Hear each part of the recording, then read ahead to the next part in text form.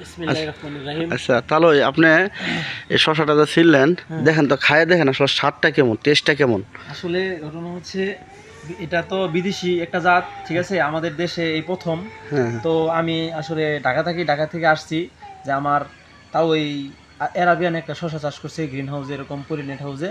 তো এটা আসলে আমি মানে কৌতূহল বশতই আসছি আইসা টেস্ট করার জন্য। এটা আমি আপনাদের সামনেই ভাঙবো, ভেঙে খেয়ে দেখবো, আর এটার রিভিউটা আমি আপনাকে দিচ্ছি। আসলে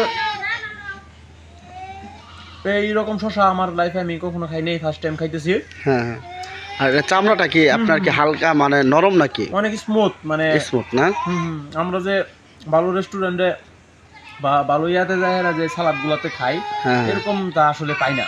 যে এই জিনিসটা যদি মানে ভালো একটা জায়গায় মার্কেটিং করা যায়, ভালো একটা জায়গায় সেল দেওয়া যায়, তাহলে খুব একটা প্রফিটেবল আর কি।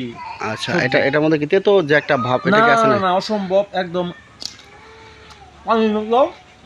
হুম, স্বাদে আর কি অন্যান্য শশার সাথে একটু ভালো না?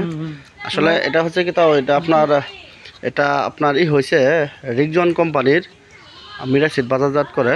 এটা নাম হচ্ছে অ্যারাবিয়ান শশা মাল্টি স্টার, আরেকটা হচ্ছে সেঞ্জেল, ঠিক আছে।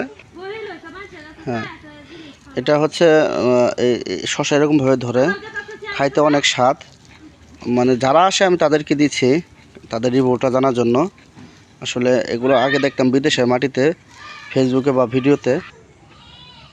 এখন জিনিসটা হচ্ছে কি, আমি নিজেই চাষাবাদ করছি, চাষাবাদ করে দেখলাম যে না, অনেক ফলন আছে।